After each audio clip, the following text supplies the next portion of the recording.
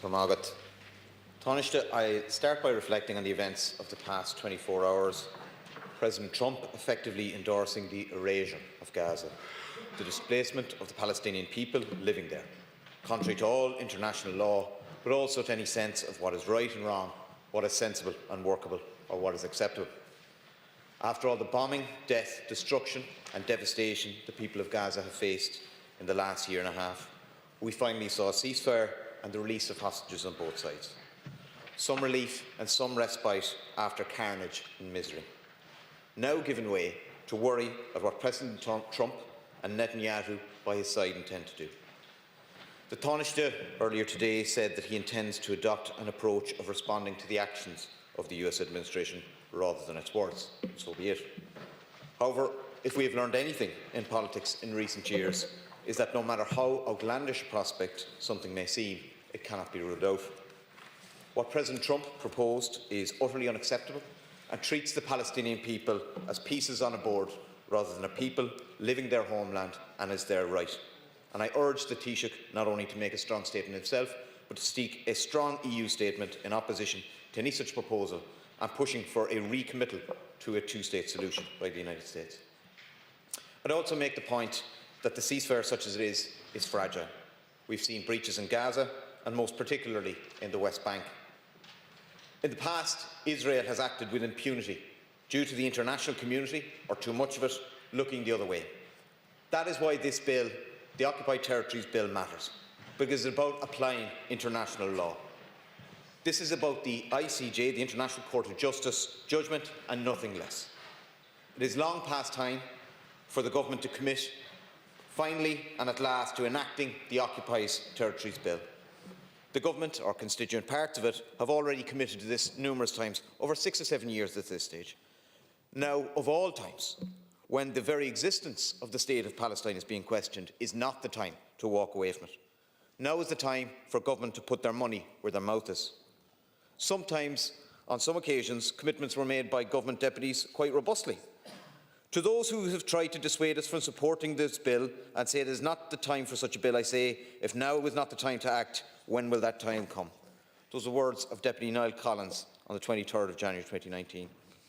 The time is waiting is over now. The time waiting for a pan-European approach is over at this stage. Darragh O'Brien, TD, and now Minister Darragh O'Brien, in the same debate. The 2020 Fianna Fáil manifesto contained a commitment to progress the Occupied Territory Bill. Fine Gael, for their part, have long committed to this, including during the recent general election, as have you, yourself personally, Taoiseach. If anything, the case has grown stronger over the years as the International Court of Justice decision came forth. But in truth, whether sincerely or because of lip service, we have seen that all that we have seen in the last 6 or 7 years is excuses. They have varied over time. It's not the right time. We don't have enough time. And then when time is offered, it wasn't taken up. Or there wasn't a shortage of time after all, but of technical issues. And now, since the formation of this government, we have seen the walk back and the walking away. A mounting list of government sources indicate a new bill, and one with not just technical but fundamental differences with the Occupied Territories Bill. The bill, unless government changes policy, is being dropped. That's why, despite some of the high-minded pros, we cannot accept the government amendment. It's clear, it is crystal clear now, that they do not wish to progress the Occupied Territories Bill, and that a ban on profiting from services in occupied territories will be dropped. The simple crux of the matter here is that illegal settlements are wrong and abhorrent, and profiting from them is wrong and abhorrent. The people of Ireland recognise this, and they want action. To some, the distinction between goods and services might seem technical, but it is not. It is fundamentally undermining the International Court of Justice decision. They did not make fish of one and fowl of the other. This is not the 1930s. We are not talking about a world where trade is dominated by coal and steel and cotton and so on. About 70% of our own trade is in services. If the government intends to exclude services, then they will be saying that it is acceptable for companies to profit from businesses in financial services, call centres and other businesses not trading in goods. If we believe that occupation is wrong, surely then that profiting from them is also wrong. The people of Ireland want to see a legislative ban in line with the opinion of the ICJ. Indeed, your current position, Taoiseach, is walking away from past government policy. When sanctions were put in place on Russia, the government correctly did not make any distinction between services and goods. The inconsistency here is remarkable.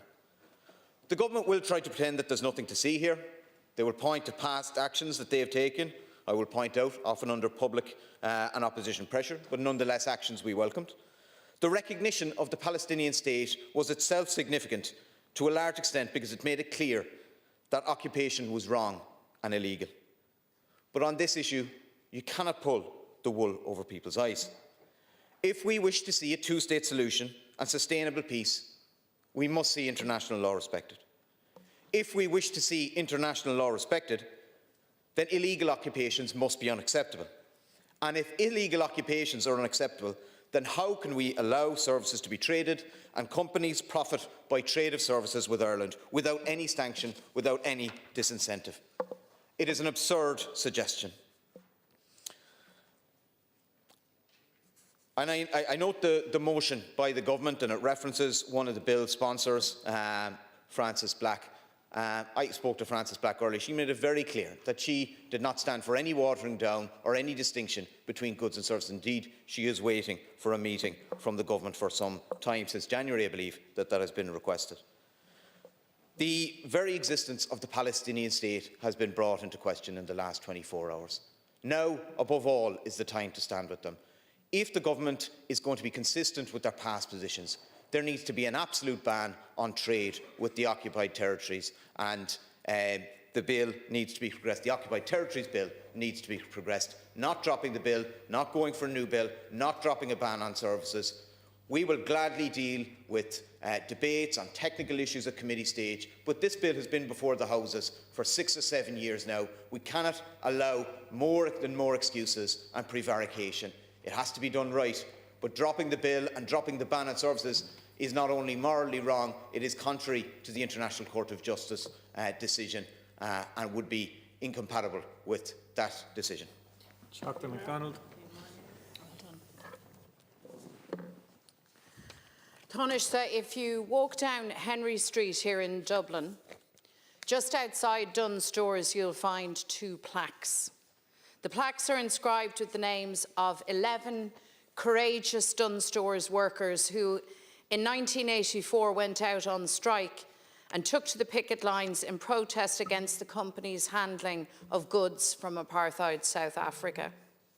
For more than 2.5 years, Mary Manning and her colleagues sustained their inspirational stand, a stand which directly led to the then government introducing a ban on the importation of goods from South Africa.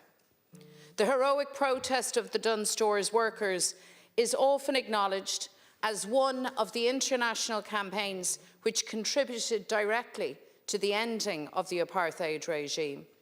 Nelson Mandela said that hearing of the workers' protest helped sustain him while he was imprisoned. On his visit to Ireland following his release in 1990, Mandela said that because of the workers' campaign, millions of South Africans saw that ordinary people far away from the crucible of apartheid cared about our freedom.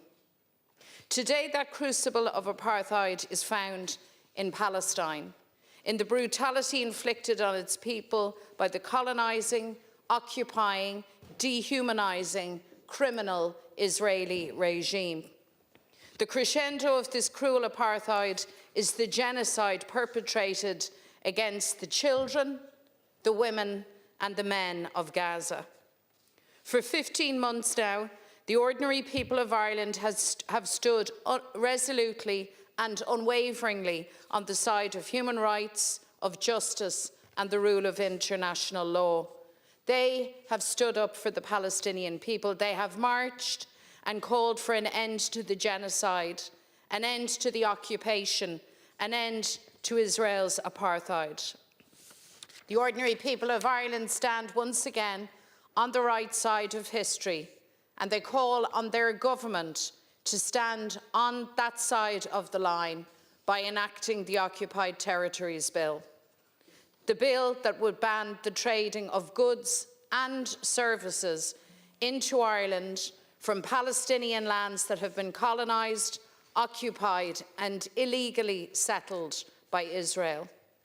Not only is it a legal response to Israel's brutal crimes, but it chimes directly with the values of the Irish people. So the idea that government would now move to replace the bill with a watered-down version, a counterfeit bill that enfeebles legislation, would represent a stunning betrayal of the Palestinian people. Let's be very clear, Taoiseach. The cradle of Israel's apartheid system and its genocide in Gaza is the impunity gifted to it by the international community for decades. Carte blanche to commit war crimes and human rights violations at will, and to tear asunder international law without ever facing sanction or accountability.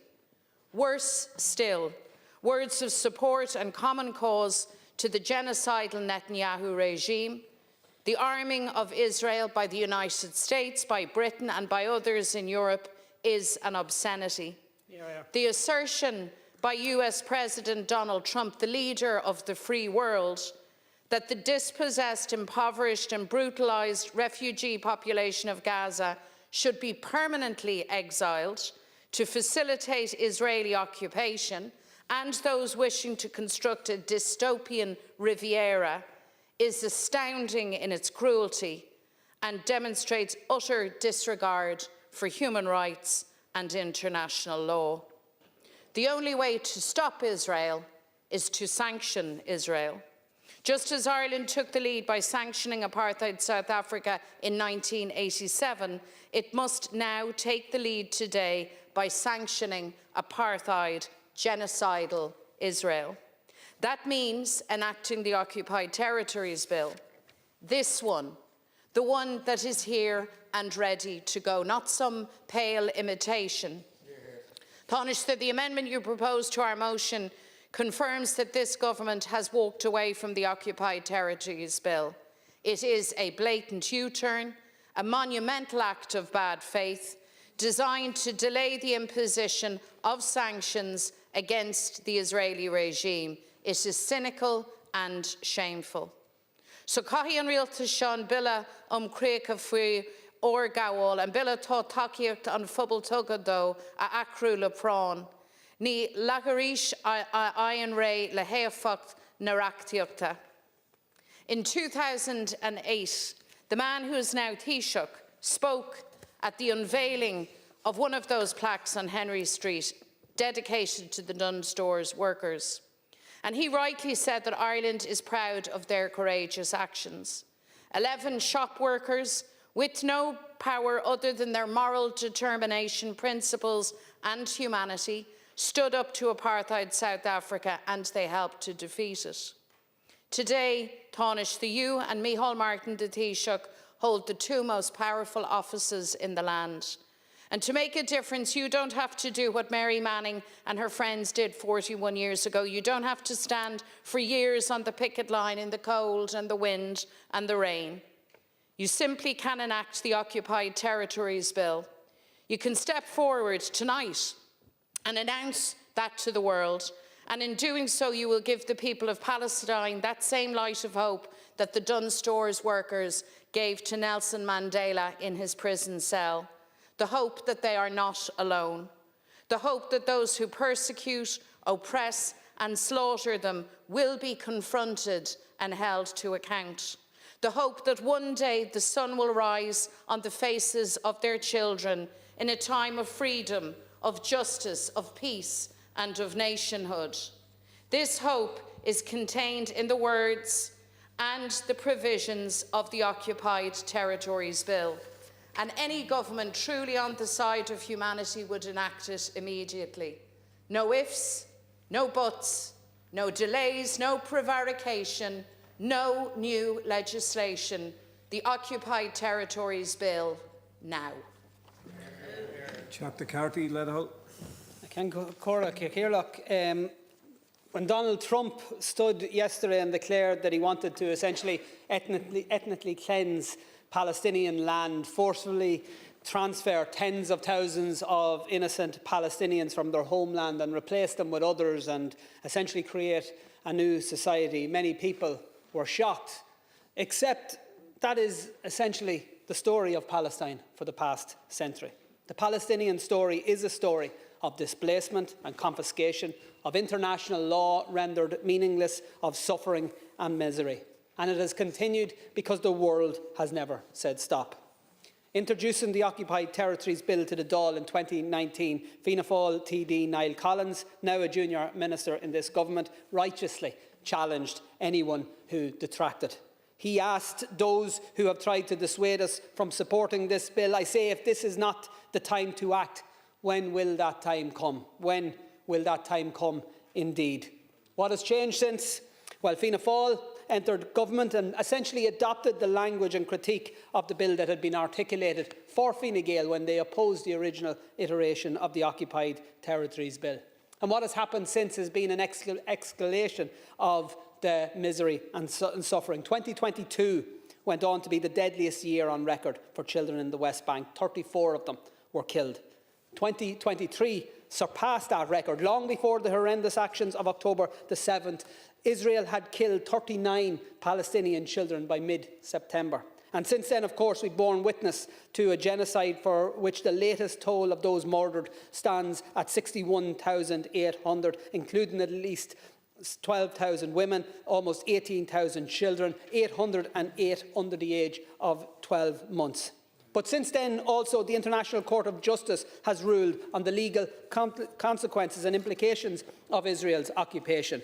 The ICJ has ruled that states have a duty to abstain from entering into economic or trade dealings with Israel concerning the occupied Palestinian territory or parts thereof, which may entrench its unlawful presence in the territory. It also states that states must take steps to prevent trade or investment relations that assist in the maintenance of the illegal situation created by Israel in the occupied Palestinian territory.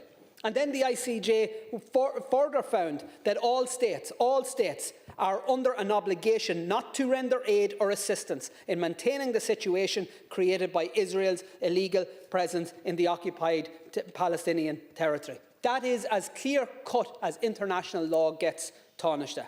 So Ireland should not be engaged in trade, either through goods or services that support Israel's illegal occupation. Simple as. To do otherwise is to be complicit in Israel's breaches of international law, to economically support their occupation, their apartheid and, unfortunately, their genocide. As has been said, the leaders of both Fianna Fáil and Fine Gael have committed to supporting the Occupied Territories Bill in advance of the recent general election. The Taoiseach, leader of Fianna Fáil, Micheál Martin, he told an Oireachtas Foreign Affairs Committee that I was at that the ICJ ruling was, and I quote, an authoritative statement of applicable international law which is binding on all states and international organisations. The Taoiseach here tonight, leader of Fine Gael, he told the nation during a general election television debate that he would support the Occupied Territories Bill. Not a version of it, not a watered-down version, certainly not. So what has changed since that? Any commitments to uphold international law seem to be just rhetorical devices of use while seeking a mandate from the people to be discarded when they actually really count, because there's been 6 years of moments where this could have been progressed. Today, as Mary Lou MacDonald has just said, there's not a single person in this chamber who wouldn't denounce the apartheid-era regime of South Africa. I'm too young to recall most of it, but I expect that there isn't a single person among the great and good of today who wouldn't claim to have opposed apartheid in South Africa and to have actually advocated against it. But we know that that wasn't truly the case. There were those who equivocated, who frustrated and delayed meaningful action against the apartheid regime. So tonight, I'm appealing to deputies of every party and none across the breadth of this House. If not for the beleaguered and displaced, the maimed and the orphaned and the ethnically cleansed Palestinian people, if not for the tens of thousands murdered who will never know a ceasefire, let alone enjoy lasting peace, then for yourselves and for your own legacy. Because decades on from now, every member of this Parliament will claim to have done everything that we could. Well, tonight we can prove it. We can reject the government amendment, which is a tool, make no mistake about it, it's a tool to delay and to reduce the provisions of the Occupied Territories Bill. I hope the Taoiseach will explain why his amendment, like government statements of the last couple of weeks, continually remove references to services and limits potential trade restrictions to goods, because the reality is that no explanation can excuse a position that is clearly contrary to the letter and the spirit of the international law and the ICJ determinations. So our strength, and I'll conclude on this, Cahirlock, as a neutral state with an independent foreign policy must be our consistency in upholding the principles of international law and the UN Charter. That consistency is required now more than ever, regardless of who is in the White House or where other EU states. We must speak up, we must act, we must sanction Israel, we must pass this motion. Guramagat, initial on Realtas, Taoiseach, can you move the government amendment? I move amendment number 1, and I'd say to deputies opposite, we must also be lawful in what we do. We must also be honest in what we do, and we must also not selectively quote comments made by my predecessor in this position, and now the Taoiseach, when he attended the Foreign Affairs Committee. And I'll get to that in a moment, and I welcome Senator Black to the gallery, congratulate her on her re-election, look forward to meeting her in the coming days. I want to thank and congratulate you, Deputy O'Leary, on your appointment. I look forward to working with you. And tonight is an important opportunity to update the House on developments in Gaza and the Middle East since this House was last in session. And I must say at the outset, I do think this must be one of the only chambers in the world, where the opposition would assert that the government of Ireland has not been on the side of the people of Palestine, human rights and international law. Ask the Spanish government, ask the Norwegian government, ask the Slovenian government, ask the European Council members, ask the President of Palestine, ask the Prime Minister of Palestine, ask the Ambassador from Palestine. Do they believe that the government of Ireland, on behalf of the people of Ireland, have stood up for international law, human rights and the right of the Palestinian people to self-determine their future and to live in a state of their own alongside a state of Israel in peace and security? It is only the opposition who seek to suggest that the government of Ireland does not stand with the people of Palestine, and the people of Ireland know that as well. And to have lofty phrases like any government on the side of humanity. This government's on the side of humanity, and we also represent the people of Ireland, and you don't have any sort of monopoly on that, and it must be exhausting suggesting you do. I welcome the fact to speak on this important issue tonight, and I do so knowing how deeply the people of this country care about what they're witnessing, what they've been witnessing for many years in the Middle East, and what they've been witnessing since the 7th of October 2023. I believe it is their wish that we should work together in the Oireachtas on these matters, and that we should look at all of the levers we can pull as a country to help bring about a lasting peace, and I believe they welcome many of the actions we've taken to date. I do want to say that rather than seek to be divisive in our language, there is actually broad agreement on many of the fundamental issues that need to be addressed in Ireland's overarching approach. But the motion tabled today does not reflect the track record of sustained and principled action by the Irish government on this issue. I must also note it is fundamentally inaccurate, because I do want to note for the official Dáil records that a paragraph of the motion relating to the Oireachtas Select Committee on Foreign Affairs and Defence on the 5th of November 2024 incorrectly attributes comments to officials in my own department. These comments were in fact made, and surely made in good faith, by an advisor to Senator Black, who was invited to intervene by the chair of the committee. Can I take it when I finish? On behalf of the... Well, if you pause the clock. Yeah, point of order. That was removed and is not on the motion before the Houses, and would not have been the motion. It is not before the Houses. So there might have been an earlier draft in which an error was made. That has been rectified, and we're not debating the motion that you're talking about. That error has been removed. It's not before the fact that the published motion by Sinn Féin, published yesterday and publicised by yesterday, did wrongly attribute comments to officials in my department. But I accept that, Deputy. But it is important that Department of Foreign Affairs officials aren't misrepresented in their comments, and I stand by their own integrity in terms of what they say. So I am submitting an amendment this evening on behalf of the government, which sets out a full range of meaningful actions taken by government, as well as our broad approach to important recent developments and current considerations. last month did see an agreement on a long-awaited ceasefire. It did see a hostage release deal. And this has brought much-needed hope and relief to the people of Israel and the people of Palestine, lives that have been devastated by conflict. I've welcomed the release of the hostages, which sadly the opposition motion is silent on, who have been returned to their families since the deal came into effect. And we reiterate tonight in this House that all remaining hostages must be returned to their families. I do recall the motion previously adopted by this House, which unreservedly condemned the brutal attacks perpetrated by Hamas and other terrorist organisations on the 7th of October 2023, which indiscriminately and systematically targeted civilians, and the taking of hostages in any scenario is unconscionable. In the 16 months since then, this House has on many occasions expressed its deep concern about the unacceptable loss of civilian life and the catastrophic humanitarian situation in Gaza. We underlined that Israel, of course, had a right to defend itself from attack, but any such right has to be exercised in line with international law, including international humanitarian law. With a ceasefire deal now in place, our priority, both bilaterally and as a member of the European Union, must be to make sure the ceasefire is implemented, that it's upheld, and that the hostage release deal continues. We also must focus on steps that will support the provision of urgently needed humanitarian assistance into Gaza, something that the people of Gaza, the people of Palestine, the Palestinian Authority are crying out for. While in recent days there has been a much needed increase in the volume of aid entering Gaza, we need to see this so significantly scaled up, as well as a return of basic services, the provision of shelter, and a clear framework under which those who have been displaced by the conflict can return home. I recognise the efforts of many countries to help bring about a ceasefire. These mediation efforts must continue to ensure that it's implemented in full in all of its phases. There will, of course, be a need for international involvement, including by the United States and others, in order to stabilise and reconstruct Gaza.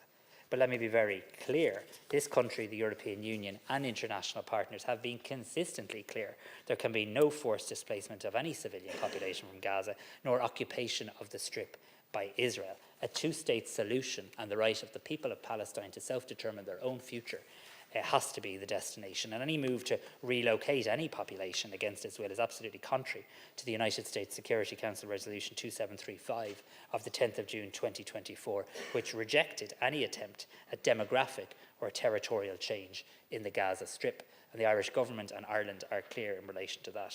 The focus of the international community has to be to ensure that efforts are put in place to continue the implementation of the ceasefire. Against this backdrop, it was enormously disheartening, to put it quite mildly, to see the entry into force last week of Israeli legislation that will have far-reaching consequences for UNRWA's operation in Gaza and the West Bank, including in East Jerusalem. No other UN agency or actor has the capacity or the infrastructure to replace UNRWA's unique mandate. To date, we in Ireland have provided more than €51 million in support for the Palestinian people since October 2023. This includes €38 million in core support to UNRWA, increasing our donations and contributions to UNRWA when others were withdrawing, as well as contributions to the UN's Office for the Coordination of Humanitarian Affairs, the World Food Programme and others. Ireland has been a long-standing supporter of UNRWA. We'll continue to support its vital mandate, and I hope that's something that this Dáil can speak with one voice on. Caorlacht, the UN Security Council has reiterated its unwavering commitment to the two-state solution and stressed the importance of unifying the Gaza Strip with the West Bank under the Palestinian Authority. The EU is active in its support to the Palestinian Authority and is taking action on the ground. Last week, the EU's civilian border assistance mission for the Rafah crossing point was redeployed at the request of Palestine and Israel in agreement with Egypt. The redeployment of EU BAM Rafah is a positive development which Ireland has worked for and strongly supported. This government has continued to maintain the intensive engagement with international partners, notably EU and Arab partners, that has been the hallmark of our approach. As Taoiseach, I've continued these contacts, including in recent days. At the Foreign Affairs Council last week, I underlined the need to focus on the urgent humanitarian needs in Gaza, while also taking a longer-term perspective that prioritises the two-state solution, including addressing threats to its very viability. I've also had calls with a number of counterparts, including the Jordanian Foreign Minister. Ireland is centrally involved in the work of the Global Alliance for the Implementation of the Two-State Solution, which was formally launched last year during the UN High-Level Week. This includes close cooperation with Arab and Gulf partners, including Saudi Arabia. As set out in the programme for government, the situation in the Middle East remains a central foreign policy priority, notably advocating for a sustainable peace between Israel and Palestine through the realisation of the two-state solution. Ireland was proud to recognise the state of Palestine in May of last year, and we took this important step to keep hope in the two-state solution alive. Throughout this terrible situation, Ireland has both bilaterally and at a multilateral level repeatedly called on Israel to comply with international law, stressing the universal applicability of international law, including international humanitarian law. This commitment has been supported by our actions. On the 6th of January, it was Ireland who filed a declaration of intervention in the ICJ's South Africa case against Israel under the Genocide Convention. A declaration of intervention was also filed in the Gambia's case against Myanmar on the 20th of December 2024. The purpose of both interventions is for Ireland to set out the factors it considers relevant in assessing whether a state has properly fulfilled its obligations under the Convention. I'm very clear in relation to what the programme for government says. This government will progress legislation in relation to the occupied Palestinian territories. We'll do so following the July 2024 International Court of Justice advisory opinion. I, as Taoiseach, sought the updated legal advice in relation to this. We will work with Senator Black. We'll work across the House in relation to this. But the issues, I must be honest, are not technical issues, as you portrayed.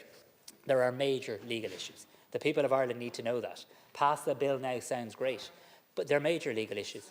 Well, they've all been detailed they've all been detailed, and legal advices have been shared, including by the legal advisor from the Department of Foreign Affairs at the committee. We're happy to provide you further. It's about getting legislation that is lawful, Deputy MacDonald, not about pretending to do something for the sake of it. We must get this right.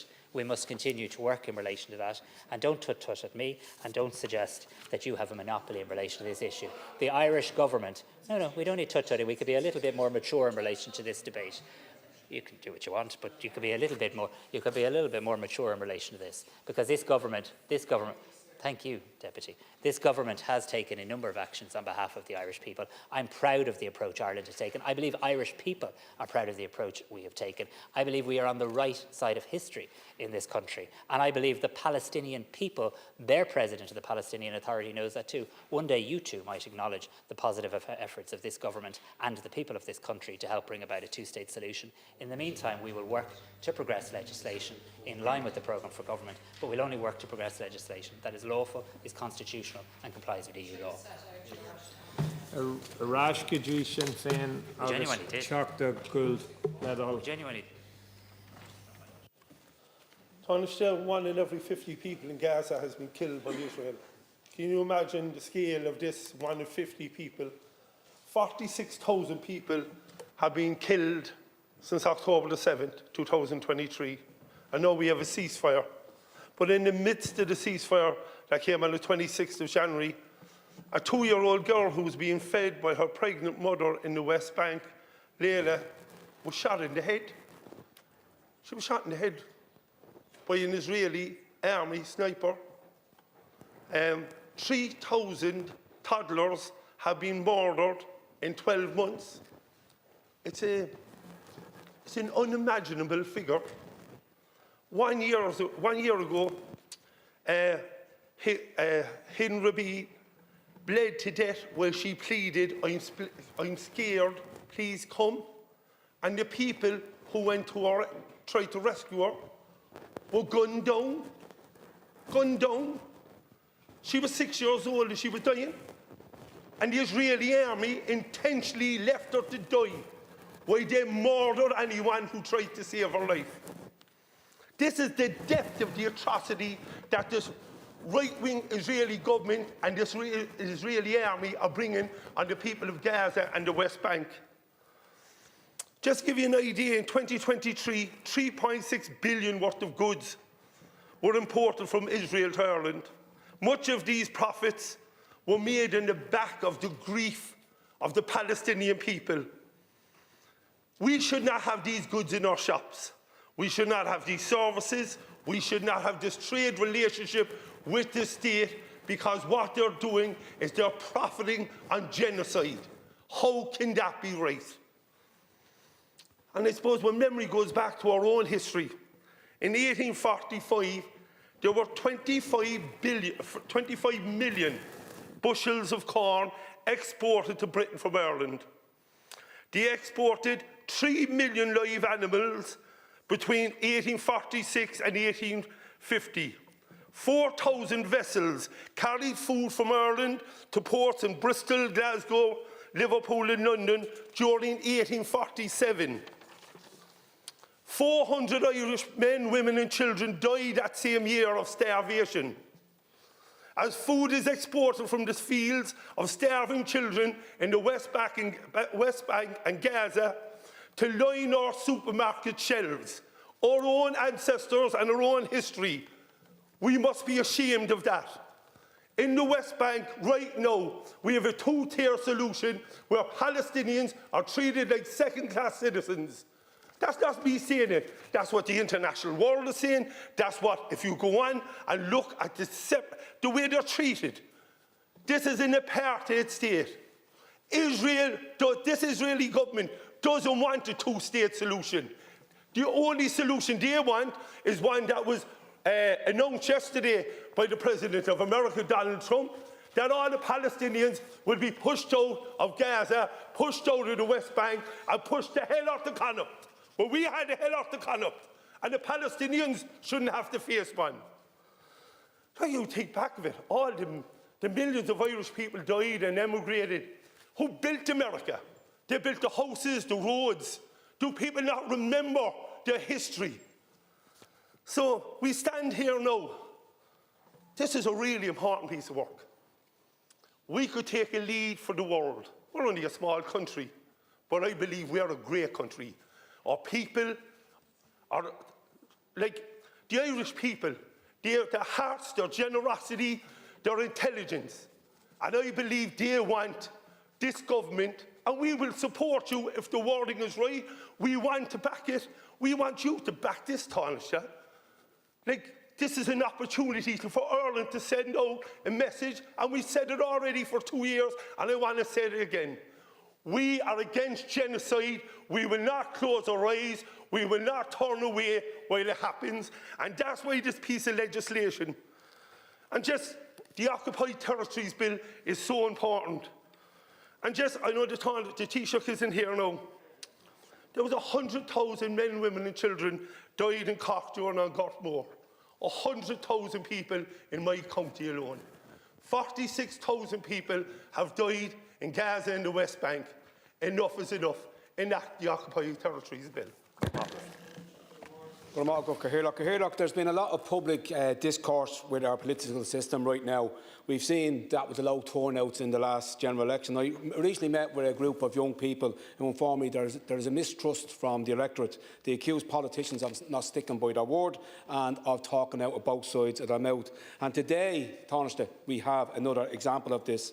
By the government not supporting the progress of the Occupied Territories Bill in its totality, not this watered-down version like Mary Lou MacDonald described it. In its totality, you have reneged on your commitment to the Irish public. One of the young people asked me, what is the Occupied Territories Bill? And I explained the best way I could to them. Over the decades, Israel have forcibly removed Palestinians from their land. They then set up settlements on this land. These are illegal settlements. On these illegal settlements, Israelis live. They also set up business and enterprise on that land that they stole from the Palestinians. The Occupied Territories Bill will prevent Ireland from doing any trade with business that were set up on these illegal settlements. It's as simple as that. Any person with a shred of humanity would recognise that trading with business set up on illegal settlements is wrong. Sinn Féin are calling for today that Fianna Fáil and Fine Gael deliver on their pre-election commitment to speedily enact the Occupied Territories Bill. In the words, and it's been quoted already, of a Fianna Fáil minister, if this is not the time to act, when will that time come? In the 6 years since Senator Francis Black first tabled the Occupied Territories Bill, the situation in Palestine has deteriorated. And while the world was rightly focused on the horrific genocidal war in Gaza, in the West Bank, we're also seeing one of the biggest land grabs in decades. More homes destroyed, families displaced, and settlements built. So how can we repeatedly condemn this as illegal, but continue to trade in the goods produced on these illegal settlements? It is clear hypocrisy, and it must stop now, Taoiseach. I was lucky enough to spend some time in the West Bank, and I've seen at first hand these illegal settlements. And while the term settlements might bring forward images of wagons rolling across the prairie, the truth is much different. These are fortified settlements, often on the best lands in the area, surrounded by armed members of the Israeli Defence Forces or Israeli militia. Often they are located on high vantage points, towering over the Palestinian population who they have forced out of their homes. Today, there are over 750,000 illegal Israeli settlers living in the West Bank, in the occupied West Bank, including East Jerusalem, controlling a significant portion of its land and the majority of its water and natural resources. The European Union's position is absolutely clear. Israeli settlements are illegal under international law. But despite this, EU countries, and shamefully, including Ireland, continue to make settlements financially viable. The Occupied Territories Bill does not preclude trade with Israel. It only precludes trade on lands that Israel has illegally invaded and claimed as their own. Ireland has been at the forefront of the international response to the horrific genocide in Palestine, including the recognition of the State of Palestine. And I welcome this, and I am very proud of this. But it's time to go one step further, Taoiseach. It's time to back up words with action. Speeches like this, they're all well and good, but words without action are futile. Words without sanctions are futile. It is time that Ireland led the way and said enough is enough. It's time that Ireland enacted the Occupied Territories Bill. It is time for Ireland to introduce sanctions. If the world does not start sanctioning Israel on its illegal land grab, its genocidal attacks on the Palestinian people and its apartheid regime, then Israel will just continue with impunity. I welcome the ceasefire. I welcome the release of the Israeli hostages. I welcome the release of the Palestinian hostages. And I wish with all my heart that this peace will continue. But even during this truce, we have world leaders like Donald Trump speaking about the ethnic cleansing of Gaza. Trump has said that the Palestinian population should be displaced in Egypt and Jordan. This is something both countries and other Arab nations and Palestinian leaders have rejected. What the Palestinian people need is the support to return home.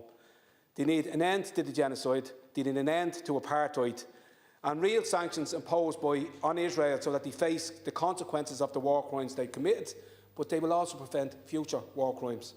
Ireland, in failing to sanction an apartheid and genocidal state, is enabling apartheid and genocide. Ireland can make a stance on this to say enough is enough, and that starts by progressing the Occupied Territories Bill in its totality. Inish, Labour Party, August Chocta, Duncan Smith, Leatherholt.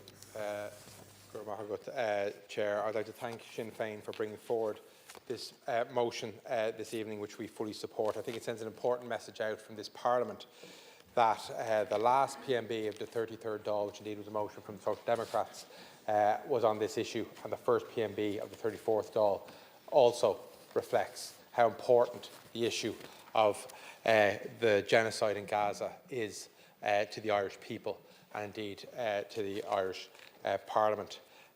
In that last debate on the PMB of the 33rd Dáil, my colleague, who was outgoing TD at the time, Brendan Howlin, in commending the work of Senator Francis Black, also warned, as I suppose we all did, of the presidency of Donald Trump and the moral and economic pressure that would be placed on Ireland by his presidency to bow to the Israeli demands. And we are concerned that the first bit of pressure that this government have bowed to will be the watering down of the Occupied Territories Bill. But I think Deputy Howlin or anybody else could not have foreseen the press conference that took place yesterday with President Donald Trump, in which he stated that the US would take over Gaza, would clear Gaza of its people and of its buildings, and would redevelop it. And this wasn't some contribution made in some pre-election rally in some part of the United States. This was a White House briefing, a White House press conference, and stood shoulder to shoulder with him was the Prime Minister of Israel, who commended this American policy. It is absolutely beyond absurd that these words and policies are coming out of the Oval Office, notwithstanding the historical support America has had for the Israeli project. But what has been said yesterday brings it to a whole new level of abhorrence. And this is why Ireland, small Ireland, needs to act, as we have done in the past. Taoiseach, when we talk about genocide, the phrase is often used, never again, and we know the origins of that phrase in terms of the 20th century. But instead of never again, what we seem to have is again and again, because the West will continually turn a blind eye to genocide and war crimes if they deem it in their economic or political interests. We cannot allow this country to follow that. We in the Labour Party, like many in this country and like the Irish people, are unequivocal in our unwavering solidarity with the people of Palestine. Their struggle for self-determination, for basic human rights, and for now, for food, for water, for electricity, for heat, for safety, for freedom of movement, should demand the commitment of every person in the world with a shred of decency. The consistent bombardment that they have seen from Israel since those awful attacks on October 7th have been massively disproportionate and something the likes of which we have never seen. And this was at a time when most independent eyes have been denied access to the horror on the Gaza Strip. We need to pay tribute to the work of journalists who risked their lives to ensure that the world could see the truth for what it was, to those 137 journalists and media workers who lost their lives in Gaza. Since the Committee to Protect Journalists, CPG, began to collect data to date, it has been the deadliest spot for journalists to work. Today, we have a shaky ceasefire, but a ceasefire that has come with 61,800 people having died in the last 15 months.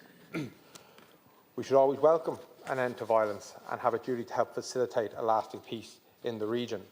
But when we see press conferences like we did in the United States yesterday, it feels that ceasefire is on shaky ground. This violence is generational. The stories that the world have seen since the 7th of October of families devastated from indiscriminate bombings, from assassinations, are absolutely heartbreaking. And the failure of the international community to stand up and act is a damning indictment of us all. For the United States, the self-identifying supposed beacon of freedom and justice, its continued indifference to the plight of the Palestinian people is the utmost failure. It's a moral stain on the country that, as I say, identifies as the leader of the Western world. Well, it's not the leader of Irish foreign policy and Ireland's position on Palestine and the Palestinian people. Donald Trump is a fundamental danger to the very existence of Palestine and its people. We now know, moving forward, what the US policy is going to be: to forcibly displace 2 million Palestinian people from Gaza so that the US can de facto own it and indeed redevelop it. This is shocking that we could be contemplating another Nakba. The truth is that this world has become more fractured and a more unstable place over the last number of years. Our country's reliance on foreign direct investment from the United States is something that cannot lead our foreign policy in its entirety. And this is the test that this government now has. We cannot allow global tech bros to dictate our values when it comes to Palestine. And it greatly concerns me that there have been indications that this government is willing to do just that. The reports that have indicated that the Occupied Territories Bill will be line for line reworded and indeed watered down for reasons that would damage Ireland's corporate and diplomatic relations with the US is something that we cannot tolerate. We are at a point now. This is our Duns workers' moment. It is something that we must, as a country together, step forward in unison, led by this government and what they said leading into the last general election. I shared a media engagement with Senator Black just before the election when the outgoing government stated that they would support this bill going through. Not that they would reword it line by line, but that they would support it. They are not following through on that. There could be no greater signal of solidarity to the Palestinian people for a country the size of Ireland if they would back the Occupied Territories Bill, because we are a small country. And I don't think it's unimportant what we have done this far in terms of recognising the Palestinian state. That is an important move. I'm not denying that. But this is the moment. This is the bill. This is what the Irish people want. They know what this bill is about.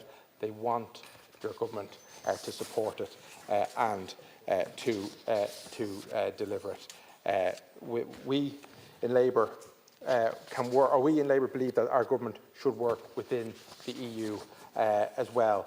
We have worked with some partner states, but we know that the likes of Germany, Holland, and many other countries are standing firm. We in Labour knew when Ursula von der Leyen visited Israel in October 2023 after the events of October 7th, and quote, and her quote, "I know how Israel responds will show how it is a democracy."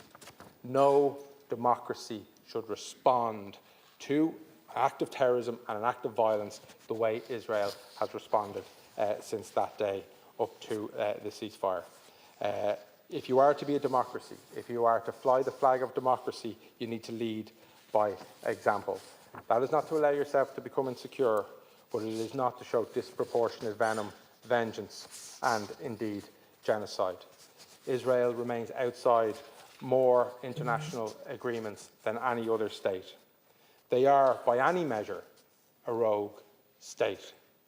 And this is something that Ireland has called out for many, many years, and we must continue to do so. But we are at a point now where we need to step one step further and call the Israelis out. They are a huge military. They are an active military inspired by vengeance. They are a nuclear power. They make the Middle East more insecure, not more secure. And we in this country do have power. We have a historical record of punching above our weight, to use that oft-quoted phrase. We can do it by passing this bill and building on the work that we have done. And I think that this is an important moment for this new government, and I think it's one that, if they follow what this motion, what previous motions and what the opposition have been saying, and what Senator Black has been saying for 7 years, I think we could bring Irish foreign policy into a new, better and braver space. Thank you, Deputy Marie Sherlock. Garmagat Ceann Comhairle, and I want to start by saying it's a great honour to be able to stand here in the Dáil for the first time as a TD for Dublin Central and to be able to contribute to this very important debate today. Before I speak directly to the motion, Ceann Comhairle, I just want to say I know we're 2 months on from the election and it's very much in the rear view mirror for many of us now, but for many of us, though, we're elected because of the nature of our electoral system, the PRSTV system.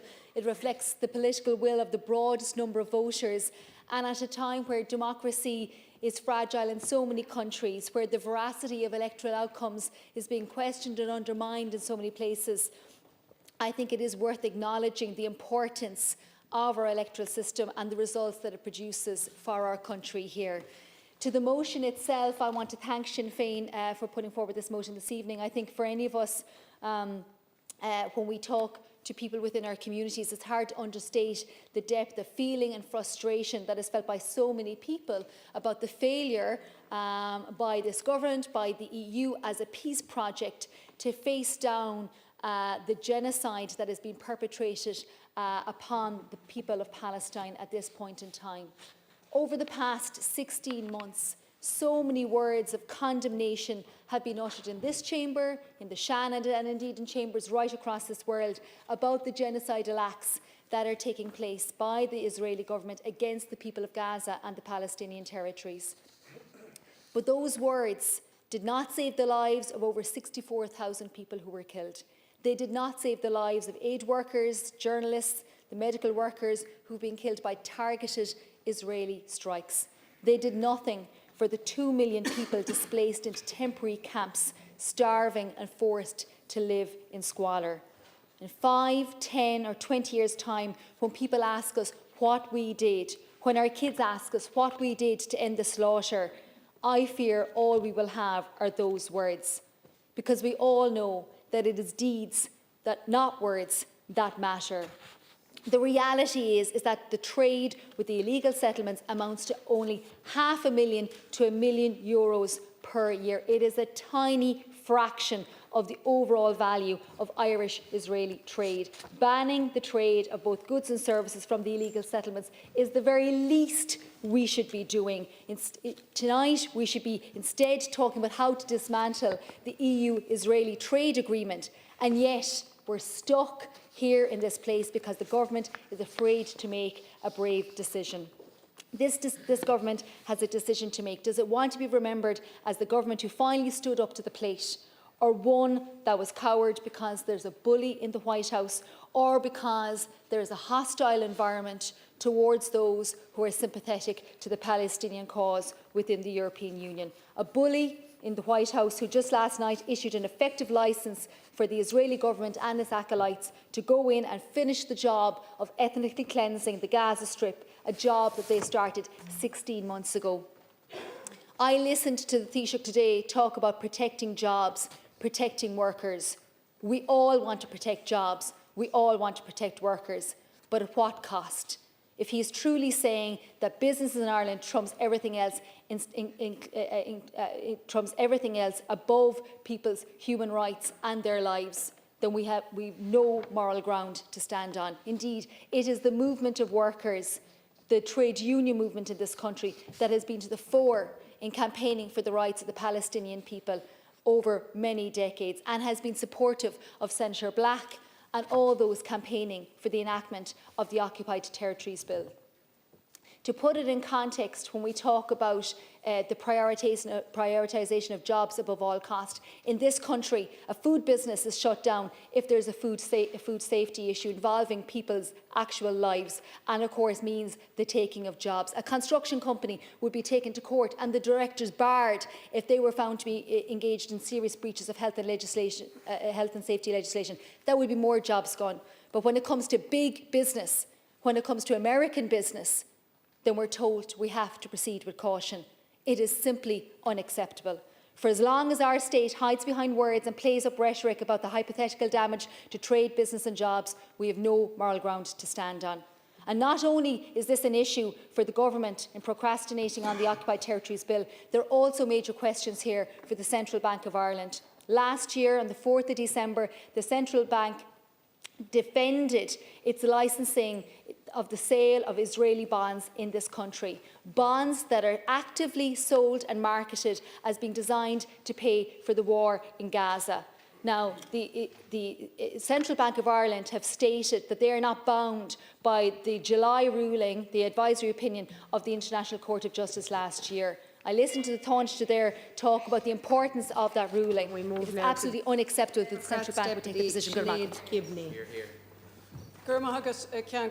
And as this is my maiden speech, I'd like to start by thanking my colleagues, my supporters, my friends, my family and my partner, without whom I wouldn't be here. And I'd like to thank the people of Dublin Rathdown for giving me the honour of representing you here in this 34th Dáil. I worked hard to get your votes and I will work hard to serve you. I connected with many of you through canvassing, and I will connect with many more of you through my constituency work. Some week, asachtam winning the thaw a grave anum, August James me yihol jiv, mar tiachtadola gach law. People think of Dublin Rathdown as a homogenous area of affluence and political conservatism, but having campaigned across this constituency, that is not my experience. I met many voters during the campaign who are struggling to make ends meet, who cannot access the most basic services that they require to simply live lives of dignity, who are living in their childhood homes decades past their point of choosing because our national housing crisis is so entrenched. These people want to see change. They support a progressive left vision of governance for this country. As Social Democrats, we share this vision: public services that people can rely on, transparency and accountability in government and political leadership, and honesty in their representatives. The type of politics which will ultimately help this country to thrive. The hallmarks of my time as a representative here will be integrity, honesty and hard work. I will say things in this chamber that I have considered, that I believe in, and that are worthy of national debate. I will treat with respect and dignity all other members, staff and the media in advancing my constituency and portfolio work. And I am truly honoured that the first topic I speak on is the Occupied Territories Bill, and I thank Sinn Féin for bringing this motion, and Senator Black and everybody who has worked for the past 7 years on this particular bill. Our party, the Social Democrats, has stood firm on Palestine, pushing for Ireland to go beyond words and into actions. These actions must include the enactment of the Occupied Territories Bill and for the Irish Government to take every possible step to uphold the Genocide Convention and the ruling of the International Court of Justice in opposing illegal occupation and genocide. In the last Dáil, we tabled a motion calling for the Government to progress and enact the Occupied Territories Bill, and in the twilight of the last term, we offered up our private members' time to facilitate this. I'm proud to be a member of a party which has followed through on our support of Palestine with real actions. Tá mé brojúil as ucht a bheith an seo anocht chun leannacht ar aghaidh leis an obair seo. This country has a proud history in opposing apartheid and in defending principles of peace and human rights on the world stage. Ordinary people up and down this country want to see us honour that history. The connection that the Irish people have with the people of Palestine, it runs deep. It comes from an understanding of occupation that many other European countries simply don't have. And it sets us up to be leaders in this space, to show our fellow EU member states what it means to stand up and resist the occupier, the bully, the warmonger. We should have been the first country to recognise the state of Palestine. We should have been the first to go to the ICJ. And we should now be the first Western country to bring about these meaningful sanctions. We must stand strong on the principle that it is wrong to trade in goods and services from illegally occupied land, and that is what this bill does. Anything less is a failure to fulfil our duties under international law and the mandate of the Irish people who have been overwhelmingly vocal on this issue. And this is true whether it is in Ukraine, in Western Sahara, in Golan Heights, or in Palestine. An rud ceart le déanamh a bhí ann nuair a tugaí isteach an bille crúcha faoi ar gabháil in 2018. It was the right thing when it passed at second stage in 2019. An rud ceart a bhí ann nuair a ghealla é I bhrógraí toghchan in 2020 and 2024. And it was the right thing last year when the Social Democrats tabled a motion calling for it to be progressed. Agus is an rud ceart le déanamh atá ann anois. In advancing this bill, we must not be hindered by platitudes of economic consequences and disapproval from multinational corporations. Trade is a critical component of our economic stability, but human life is not a bargaining chip. Our obligations under international law, laws which protect the rights of every person to live in peace and dignity, are paramount. If the government wishes to trade away those obligations, then I, on behalf of the Irish people, ask them to name what price exactly they plan to put on them. We are at a delicate time in our global history where the rules of international law that we all signed up to are under daily and increasing threat. World leaders are emboldened by the lack of sanction for the escalation of violence and occupation around the world. Leaders ranging from brutal dictators to the elected President of the United States are openly talking about the business and money to be made from the very worst atrocities of humanity is capable of. It is at times like these we must remember the principles which international law is founded upon. The preamble to the UN Charter states that we, the people of the United Nations, determined to save succeeding generations from the scourge of war, which twice in our lifetime has brought untold sorrow to humankind, to reaffirm faith in fundamental human rights, in the dignity and worth of the human person, in the equal rights of men and women and of nations large and small, and to establish conditions under which justice and respect for the obligations arising from treaties and other sources of international law can be maintained. If we do not stand firm in upholding international law, in rejection of war, ethnic cleansing, and genocide profiteering as legitimate business, we contribute to making a more dangerous, violent and brutal world. Because since my first day as a TD, my inbox has been full of people pleading with me and the rest of Dáil Éireann to progress the Occupied Territories Bill. The people of Ireland despair at the images and horror they've seen in the last year and a half and at the lack of action from their representatives. It is as disappointing today as it was at the height of South African apartheid to see the establishment dragging its heels while the Irish people take to the streets and demand that they do the right thing. I knocked on one door in the run-up to the election which I will never forget. I met a family behind that door who had just stepped away from their dinner table where they had collectively cried following what they had seen on the day's news in Gaza. And that is why I'm here tonight to support this motion to call for the progression of the Occupied Territories Bill and to call for Saoirse Dun Palestine. Deputy Gary Gannon. Earlier on today, during promised legislation, I took the unusual step of actually asking about legislation that was promised. It was promised by the Taoiseach, the then Minister for Foreign Affairs, Micheál Martin, in November past, when he said in the committee of Dáil Éireann, and he told those members of the Foreign Affairs Committee that it would be a first priority of a new government to enact the Occupied Territories Bill. It was the same person who was the leader of the then Fianna Fáil government when they brought the second stage of that same legislation into Dáil Éireann in 2019. And yet here we stand again today with not only promises unmet, but equivocation and lost words and mealy-mouthed excuses. There was, in the 5 years I had previously in Dáil Éireann, there was a time when we wouldn't say the word apartheid when it referred to Gaza and Palestine, that we wouldn't say that we questioned whether Israel would bomb a hospital, and then they bombed every hospital, and then they bombed every university.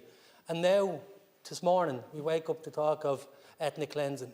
The President of the United States and the war criminal Benjamin Netanyahu stood on the stage and said that's exactly what they're going to do. The Riviera of the Middle East, and still we say nothing and talk of jobs. Those tyrants, you literally talk to jobs. Those tyrants don't recognise any sort of weakness. It's strength. It's projection of our own confidence onto the world stage. There will come a time when we all have to account for what we did. We are equivocating, we are meek, and all the while there is a people within this world who we do have a connection with through our own struggles for freedom who are being obliterated. And all that the opposition, ourselves and the Social Democrats, Sinn Féin, who bring forward a motion tonight, are asking, it's just do what you promised, do what you say, do what you stood in front of the Irish people and said for the causes that we understand, and yet we stand here and act like we're superior. That's not diplomacy, that is a failure of diplomacy. Thank you, Deputy Gannon. Deputy Liam Quaid. Thank you, Ceann Comhairle, and thank you, Sinn Féin, for proposing this motion. The time for enacting the Occupied Territories Bill was 6 years ago, when it was introduced to the Dáil by Deputy Niall Collins and fully supported at the time by his Fianna Fáil colleagues. A very stark contrast with the scene of desertion on the Fianna Fáil benches here this evening. The vote in 2019 was a resounding success, 78 in favour to 45 against. Democracy in action. We often hear from Fianna Fáil and Fine Gael about threats to our democracy from the far right or from Vladimir Putin, entirely legitimate concerns. Yet they have, in this instance, facilitated a blatant interference in our democratic process by US and Israeli diplomats. Prior to the recent general election, the government engaged in a bad faith exercise, leading the public on with this bill. The Taoiseach announced in August he was seeking fresh legal advice on the bill from the Attorney-General following the International Court of Justice ruling on the illegality of the Israeli settlements. This advice took many weeks to materialise, but at the end of October, the Taoiseach announced he was lifting the money message obstruction applied to the bill. Soon after the election, however, the Taoiseach struck a very different tone, characterising the bill as deeply flawed and suggesting that new legislation would need to be drawn up. It's very clear what the tactic is here. Go back to the very beginning of the process, drag it out for years, hope that the genocide in Gaza stops and that Palestine becomes much less of an electoral issue. Utterly cynical and dishonest. We know from a range of law experts that this bill is legally sound. What is stopping it is political cowardice in the face of diplomatic interference in our democracy. Thank you. Thank you, Deputy. Deputy Rory Hearn. Ceann Comhairle, I want to commend the tireless work of people across this country in the Palestine Solidarity Movement and many groups who have held vigils, protests and fundraisers for Palestine. Their genuine and active solidarity stands in contrast to a government that dithered, delayed and now is abandoning the implementation of the Occupied Territories Bill. This bill is an important act of solidarity and meaningful action that the people of Gaza and the West Bank really need right now. It has been the action of the Irish public that has pushed the government into taking actions like recognising the state of Palestine. And that public, I know, are going to continue their campaign until the Occupied Territories Bill is enacted in full. And we in the Social Democrats completely support them. Let there be no mistake about it. Our common humanity and the international human rights rule of law lies broken and buried beneath the rubble of Gaza. Tens of thousands of children, women and men were massacred by the Israeli government.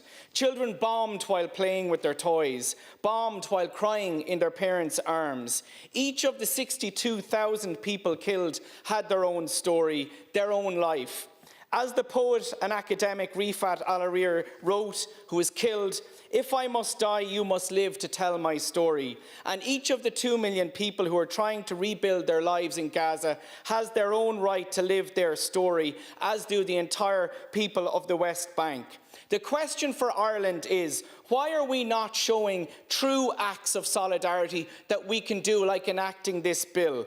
Why are we allowing our airspace still to be used to transit munitions that are being used by the Israeli army? We have to rebuild our common humanity and make real our obligations and responsibilities under international human rights law and agreements. And I really call on you not to do a U-turn, not to abandon your electoral commitments and enact the Occupied Territories Bill. Deputy Aidan Farrelly. Thank you, Count Corla, and thank you to colleagues in Sinn Féin for tabling this motion this evening. During a recent UN Security Council meeting, a humanitarian affairs coordinator stated that a generation of children have been left traumatised. And so I would like to focus my contribution this evening on the children and young people of Gaza and the West Bank. 17,000 children have died since October 2023. The entire population of children in County Offaly is 17,000. At this same Security Council meeting, members received reports that children were beginning to allow themselves to dream again. They dreamt of going back to school. They dreamt of playing with their friends, of not hearing constant shelling. Simple dreams made more impossible since 88% of school buildings have been damaged by Israeli bombing. There was a generation of children in Gaza and Palestine who only know displacement, who only know familial separation, who only know terror, who only know loss. Yet they still dare to dream of a future where they can play with their friends and go to school. And so when I read reports that the Taoiseach and his government were intending to scrap the Occupied Territories Bill, I was genuinely speechless. And notwithstanding the potential diplomatic consequences of what might come next, it is time to enact the Occupied Territories Bill. It's imperative that we do. And it's all too easy to talk about what we cannot change and to talk about what we cannot do. But with this bill, this is something tangible that we can do and we should do. Because when the day comes that this genocide ends, and when these children of Gaza and Palestine get to dream again, to be children again, they deserve our solidarity. Thank you, Move now to the Independent and Parties Technical Group. To begin, Deputy Charles Ward, 2 minutes, Deputy. I fully support this motion and its call to progress the Occupied Territories Bill and ban all trade with Israelis' illegal settlements in the occupied Palestinian territories. This bill has been blocked for nearly 7 years now, and in that time, tens of thousands of Palestinian lives have been lost. More than 2 million people have been forcibly displaced. Many Palestinians face life-changing injuries. Thousands of Palestinian children have been murdered and have died due to hunger, lack of shelter, medication, lack of hospital facilities, and a complete destruction of their living areas. It's disgusting what has gone on. Israel are guilty of war crimes and they must be held accountable. And yet we continue to trade with them, and illegal Israeli settlements make them financially viable while the Palestinians starve to death. Words are not enough. I'm asking the government not to backtrack on their election promise on the Occupied Territories Bill. We cannot dilute or delay legislation any longer. We must respect international law. We must take a stand and hold Israel accountable for their war crimes. We must support the people of Palestine and their need. Now is the time. The government must fulfil their promise and pass the Occupied Territories Bill. Deputy Brian Stanley. Thank you. The Occupied Territories Bill needs to be passed as a matter of urgency, and we need to stop the fooling around about it.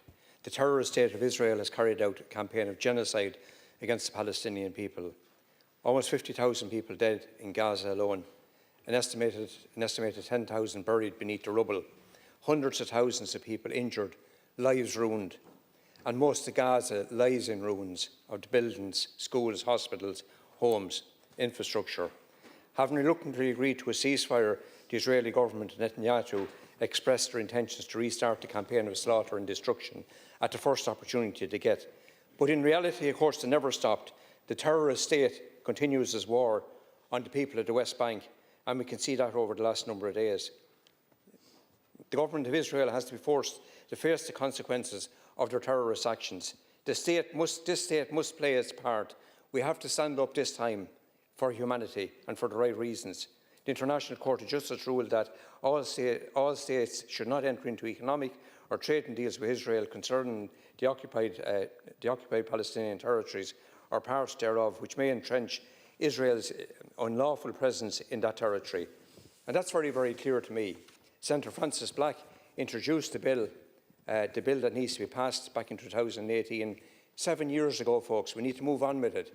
7 years later, we can't keep fooling around about it. The bill needs to be passed now. The bill would ban all trading of goods and services, and we must ban services as well, no backsliding on that, in relation to the occupied territories, Palestinian territories. Fianna Fáil gave a commitment in 2019. They actually introduced a similar bill. Prior to the recent election, both Micheál Martin and Simon Harris expressed their support for it, and now apparently they're changing their mind. So the apartheid regime in South Africa was brought to its knees through sanctions. We should do the same thing with Israel and goods coming from the occupied territory. Deputy Roderick O'Gorman. Count Corley, we need to use this debate to burst the myth being peddled by the government that we have to start the Occupied Territories Bill from scratch.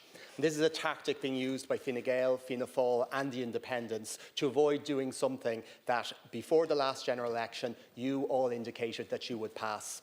Senator Francis Black's Occupied Territories Bill needs some amendment. Nobody disputes that. Senator Black doesn't dispute that. But this can be done via amendment at committee and report stage. Bills are amended every single day in this House. We added multiple entire new sections to the planning bill in the last Dáil. We dealt with over 1,000 amendments to the Birth Information and Tracing Act 3 years ago. But this government, these ministers have made a choice, and the choice is that they're not going to pass any Occupied Territories Bill.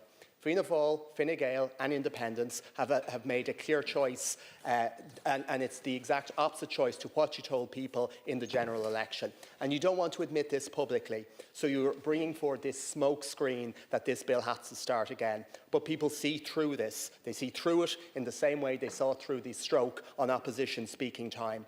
They see the clear U-turn that this represents. Ministers, drop the smoke screen, pass this bill.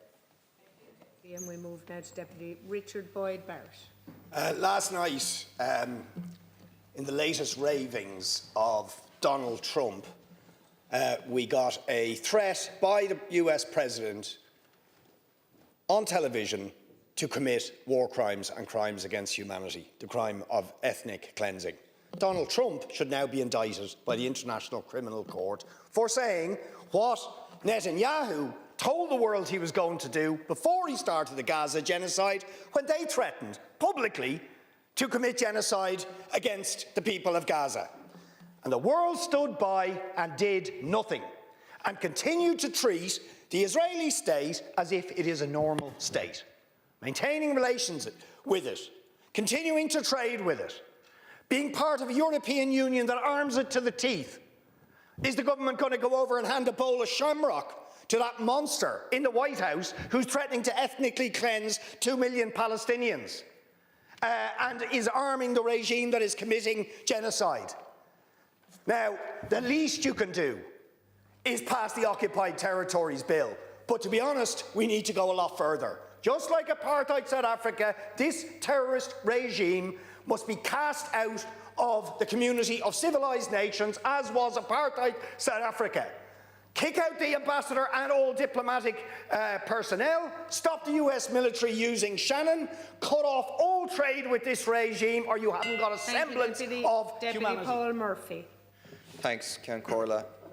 Over the past 16 months, millions and millions of people have had their eyes opened to awful things about the world that we live in, about the apartheid nature of the Israeli state, about the oppression, the displacement, the discrimination faced by Palestinians on a daily basis, about the deep depravity of the capitalist imperialist system we live in, where Palestinian life is effectively worthless, about the complicity of much of the world's media, which whitewashed a genocide that unfolded before their eyes and before our eyes. But one other thing that people have had their eyes open to is the deep cynicism and hypocrisy of politicians. Politicians who promise one thing before an election only to scrap it immediately afterwards.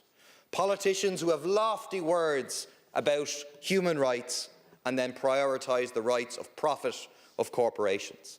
Micheál Martin, Simon Harris stood in the elections, stood in the leaders' debate and said, we will pass the Occupied Territories Bill. Now you're planning to gut it.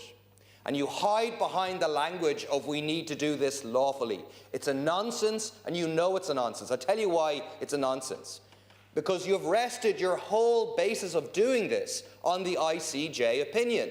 That's why you said last year, oh, now all of a sudden we can do it, because the ICJ. Well, you know what? The ICJ makes no distinction between goods and services. No distinction whatsoever. So this has nothing to do with legality, nothing whatsoever. It's about power, it's about bowing down to US corporations, and it's about shamefully bowing down to Donald Trump. Absolute shame on you. Thank you. Deputy Catherine Connolly, who gave you that latitude. I welcome 2 minutes to make my points in relation to this, and I want to thank Sinn Féin. And I think it's an obscenity that we're here today. In truth, what we know, 61,762 people dead or missing. And we're here today when the leader of the free world has told us he's going to take over Gaza, and in a speech of five pages, there isn't a mention of what President Trump said last night. I have difficulty calling him President Trump, somebody that's clearly said he's going to invade and take over Gaza. When Russia did that to the Ukraine, we had no problem with language. We had no problem with contaminatory language, every single person in this chamber. It's extraordinary that the language that's used here are words like disheartening in relation to declaring UNRWA an illegal organisation. No mention of Trump whatsoever, and he's about to carry out a second NABCA. Honestly, only we have a duty to speak, we'd give up here. How long can we go on using and misusing language in this manner? At what stage will we make our words mean something? Because that's what we've been asked for. And we've a programme for government that has turned language on its head, and it talks about progressing the bill as opposed to enacting the bill. But we've no difficulty with language. We will change the triple lock, but we will progress the bill. And we're here today, and I would appeal to you all to listen to a former army man, Israel, who's turned a peace activist and formed a number of organisations, and listen to what he said today on Drive Time. He couldn't have been more reasonable and rational. And we're here today after Amnesty in 2018 issued a report that told us Israel was operating a vile apartheid regime. And whether the Palestinians lived in Gaza, East Jerusalem or in the West Bank, they were all being subjected to the same. What did this stall do? Ignored it. What did we do when the 6 organisations were declared illegal human rights organisations? We did nothing. We did absolutely nothing. I'll stop in mid-sentence because my two colleagues. Deputy Ruth Coppinger.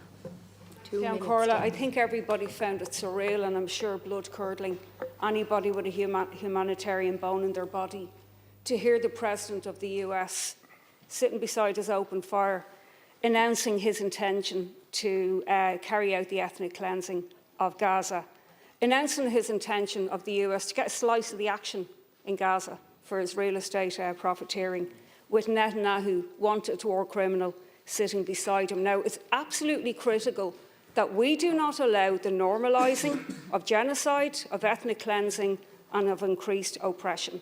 This is the leader of the biggest capitalist nation in the world, blithely saying these things. And I think that they have announced the preparedness of the oligarchs to ravage the world for profit. to walk over the globe as they see fit. And it has not been called out either through spinelessness or people waiting to see what the response of the people is. And I think they've declared a war on human rights and on democracy. And I think three things are clear. We need to pass the Occupied Territories Bill. Nobody whatsoever from this stall should go to the White House. Nobody should greenwash Trump and give him any flag or any cover to hide what he stands for. Our government and all political parties should make that clear. And I think it's absolutely critical we increase the opposition movement and the protest movement that has been the only saving grace on behalf of the Palestinian people. I know the Palestinian people themselves will also resist. We must stop the use of Shannon for US troops, US soldiers walking through there every day while a genocide is being planned. There is absolutely no place now for cowardice, for thinking that he doesn't actually mean what he says, that it won't actually be as bad. And the reported love bombing, which was the initial government strategy to deal with President Trump. He is a war criminal. He shouldn't be dealt with. Thank you, Deputy. Deputy Seamus Healy. Thank you, Ceann Comhairle. Firstly, I want to thank Sinn Féin for bringing forward this motion. And I also want to compliment and thank all those individuals and organisations right throughout the country who are supporting the Palestinian cause, including the Clonmel Friends of Palestine in my hometown, who have been raising awareness, holding vigils and raising funds for the Palestinian Children's Relief Fund, and the other groups in the constituency in Carrick-on-Suir, Cashel and Tipperary Town.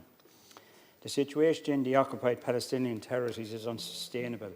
It is an illegal occupation.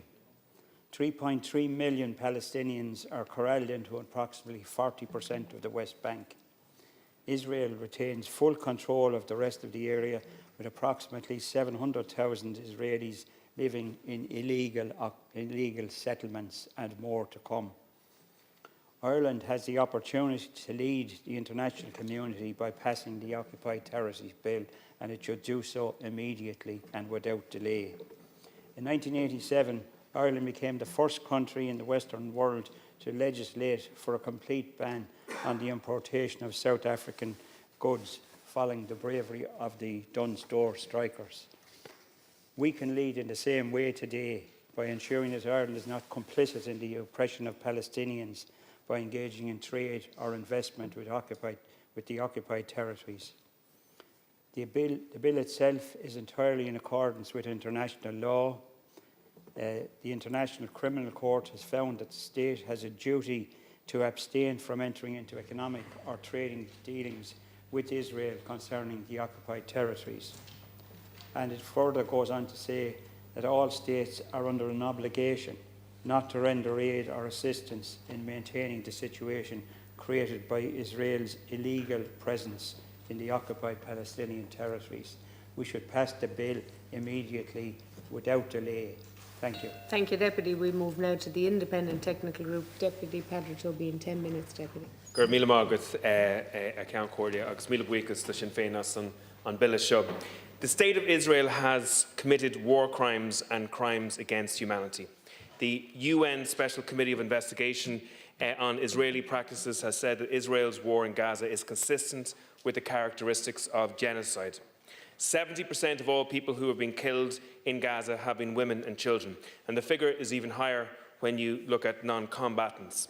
Aintu urges this government to recognise that the ethnic cleansing of parts of Gaza, the banning of food, water and medical aid, the countless massacres, the countless schools that have been bombed, the countless hospitals that have been bombed are war crimes. Aintu believes in self-determination. All nations should have the right to self-determine. Self-determination is a basic democratic right. It's not a philosophical question for the people of Ireland. Self-determination has been an existential question for Ireland for many, many generations. And that's why generations of Irish Republicans sought to fight for freedom against the British Empire 100 years ago. And it's why parties such as Aintu believe in the full independence of the 32 counties of Ireland. Occupation is the denial of self-determination. The occupation of Gaza and the West Bank is absolutely wrong. No one should profit from Israel's occupation of Palestine. No one should profit from the denial of self-determination to a whole people. And yet, that is what this regime is allowing to happen at the moment. Doing business with those who illegally occupy another country actually reinforces that occupation. Doing business with those who deny self-determination to a people is complicit with the denial of a democratic human right. We fully support the Occupied Territories Bill to ban trade with Israel's illegal settlements and to the illegal Israeli settlements divestment bill to ban Irish state investment in entities complicit with the illegal settlements enterprises. Further, we will support all calls for an EU-wide ban on trade and with illegal settlements. Ain't believe that Ireland should be in no way giving to the Israeli war machine. We seek to make sure that Irish airspace and our airports are absolutely devoid of the transit of weapons, components, tech, surveillance, and any other items that help the Israeli war machine to maintain its illegal occupation and commit war crimes against the people of Palestine.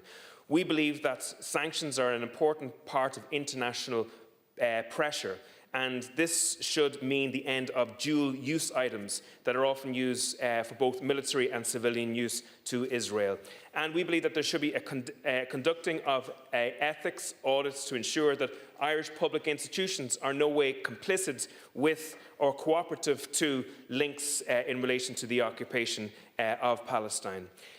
We need to do all we can to save lives and to maintain human rights. And the freedom of speech has come under pressure in a large number of Western countries in recent times as people have sought to use that speech in the defence of the people of the occupied territories and Gaza.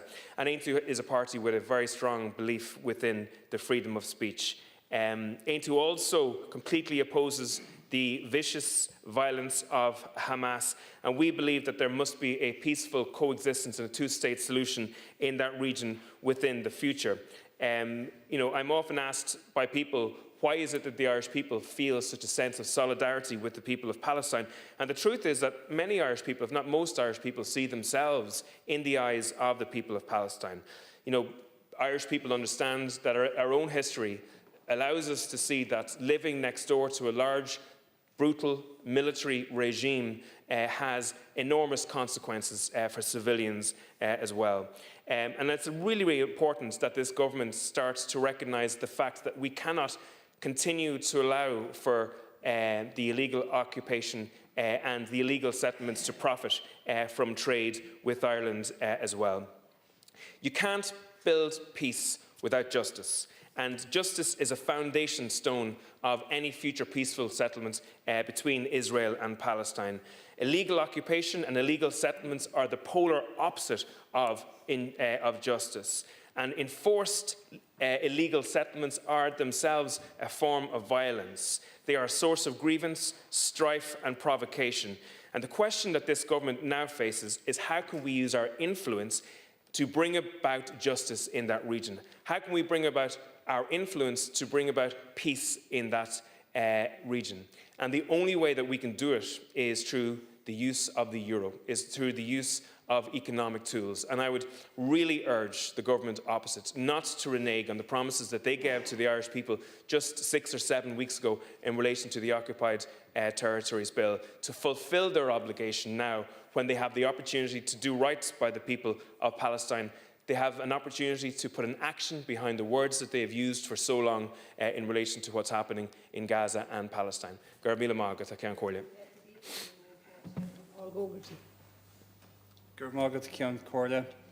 It's now over 6 years since the Occupied Territories Bill was tabled by Senator Francis Black, and I did welcome before the election that the government indicated support in some shape or form. But now, like others, I'm extremely worried that this bill might not proceed further, or indeed might be watered down in such a way as to be rendered meaningless. It's one thing to hone the legislation in terms of what's legally possible within an Irish or an EU context, and another to amend or abolish it because of cowering to threats, misinformation and disinformation emanating from various bad actors continents apart, be it Netanyahu, be it President Trump, be it Elon Musk, be it anyone else. we have an obligation, Ceann Comhairle. And in this regard, I'm personally delighted that Frances Black was returned to Shannon Éireann to keep the pressure on and continue what she told me had been up to now a positive and constructive engagement in terms of passing a bill that sends out the right message but has a meaningful impact. This is extremely simple legislation aimed at banning Irish trade with Israel's illegal settlements in the West Bank. Nothing more, nothing less. And if others have said there's lots more needs to be done, but focusing on the subject matter, Israel doesn't and never has exercised sovereignty in the West Bank.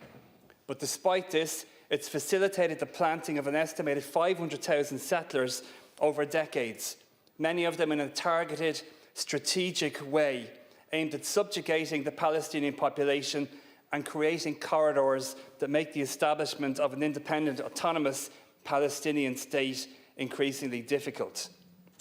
We know initially this was for strategic reasons, possibly defensive reasons.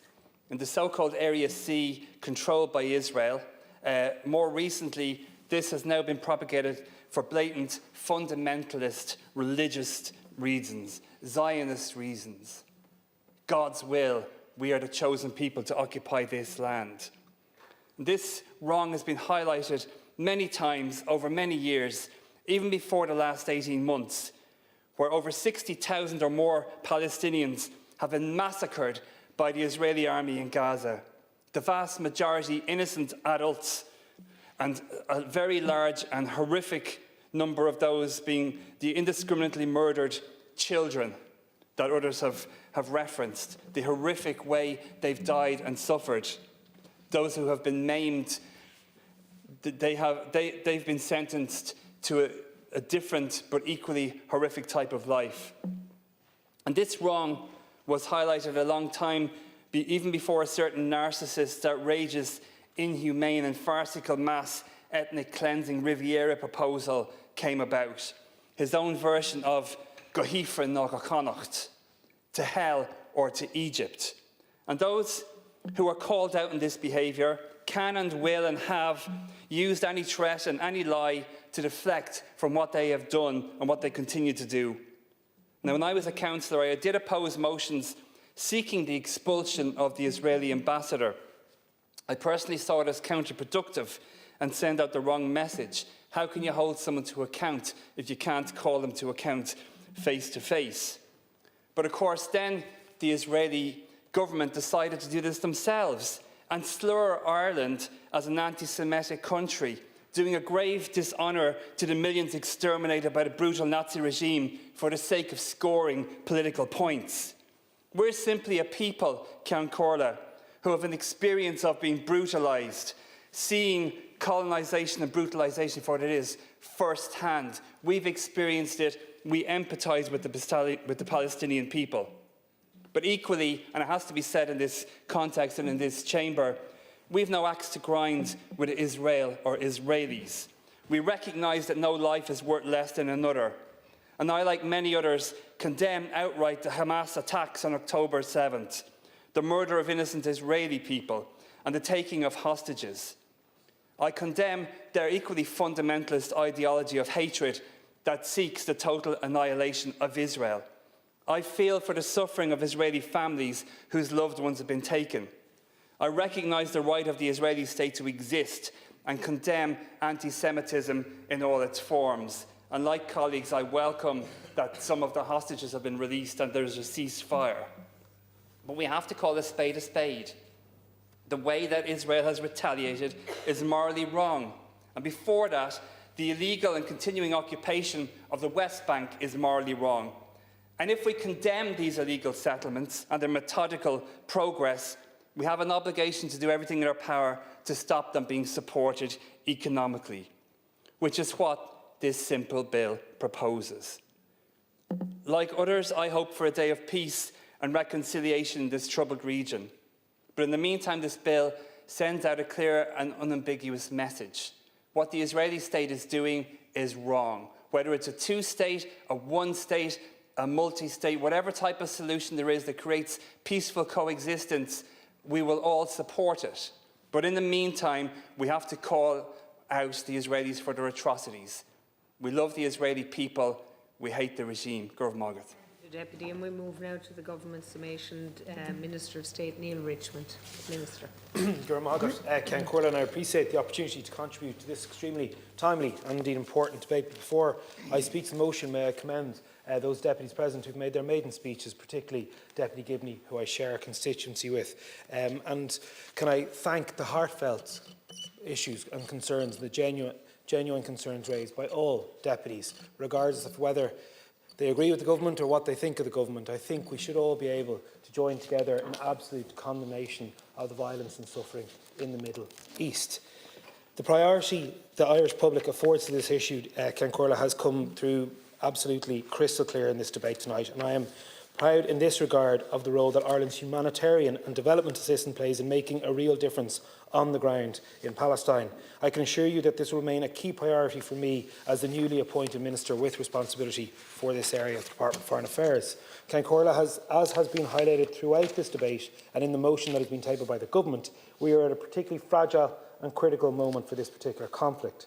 Like all in this House, I welcome the agreement reached on the ceasefire and hostage release deal that has already led to the release of hostages. The immediate focus of the international community must now be on the successful implementation of all phases of this agreement. It is also vital that we have clear vision of how to forge a pathway between the so-called day after in Gaza and a sustainable peace based on the two-state solution. Support for the two-state solution, Ken Corla, and for the right of the Palestinian people to self-determination lay at the heart of Ireland's recognition of Palestine in May of last year, and I can assure this House that it will remain at the heart of this government's approach. Ken Corla, supporting the immediate humanitarian needs of the Palestinian people, as well as working with the Palestinian Authority to support its efforts to reform and build its institutional capacity, are key pillars of the government's response. The hostage release and ceasefire deal has led to a much-needed increase in the volume of critical humanitarian assistance entering Gaza. However, the scale of need remains absolutely enormous. The absolutely heinous and barbaric death toll has exceeded over 47,000 people, and the level of destruction from the conflict is so severe that the majority of people in Gaza require significant assistance in multiple areas. I am absolutely appalled by this destruction that we have seen, and I join in everyone with the condemnation of it.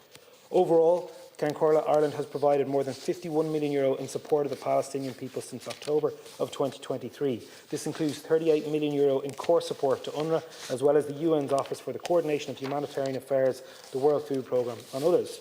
Our humanitarian response is not only about funding, but also about the direct delivery of practical supports and solution.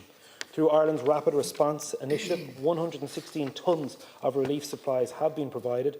Ireland has also provided 3 pallets of medical blood through the EU Civil Protection Mechanism for the Egyptian health authorities. We've assisted in the medical evacuation of people from Gaza, and we've sent officials and aid workers from Ireland to work directly in coordinating the response on the ground. In addition, funding has been provided to Irish NGOs, Plan International and Oxfam through the Humanitarian Acute Crisis Stream.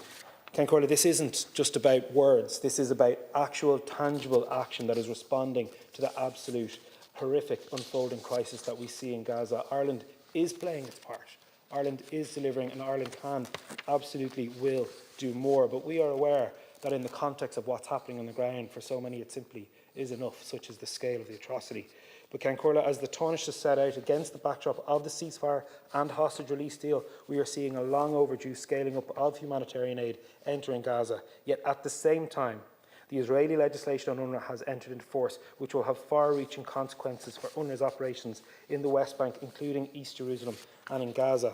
I want to absolutely reiterate the government's deep concern at these actions by the Israeli government, and to underline that Ireland has been a long-standing supporter of UNRWA, as we will continue to support its life-saving mandate, as well as building the capacity of the Palestinian state to respond.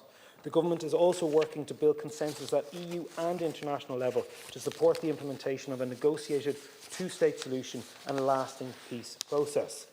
The two-state solution is the only just and sustainable peaceful solution for both Palestinians and Israelis. The government has also intensified Ireland's international engagement with our involvement in the important work of the new Global Alliance for the implementation of the two-state solution, which was launched during the UN High Level in New York. We are committed to using all the tools at our disposal, political, legal, diplomatic and humanitarian, to respond to the conflict and work towards achieving these aims. Corla, I think it is important that we have taken the opportunity to reflect the government's overarching approach that is clearly reflected in the motion tabled by the government. However, I will take a moment to return to the specific issue addressed in the Sinn Féin motion. I regret that in approaching the issue, this motion focused solely on the domestic while neglecting the very clear role that Ireland has played in shaping the international legal landscape. Ireland strongly supported the request by the General Assembly for this advisory opinion back in December 22 and subsequently made submissions and shared its legal analysis through written and oral submissions to the Court. Our core objective in making submissions was to encourage the Court to clarify the rights of the Palestinian people in international law. The ICJ's advisory opinion did just that. The Court's principal conclusion was that Israel's continued presence in the occupied Palestinian territory was unlawful and that it must be brought to an end as rapidly as possible. The Court also identified a range of legal obligations for all states arising from that situation. These include a duty not to render aid or assistance in maintaining the illegal situation created by Israel in the occupied Palestinian territory. While the ICJ's advisory opinion is not in itself legally binding, it represents an authoritative statement of applicable international law which is binding on all states and international organisations. For this reason, Ireland co-sponsored and voted in favour of the General Assembly resolution giving practical effect to the findings of the advisory opinion in September of last year. Corla, the programme for government is clear in its commitment to progressing legislation prohibiting goods from the occupied Palestinian territory. We make no apology for progressing this in a measured and rigorous fashion.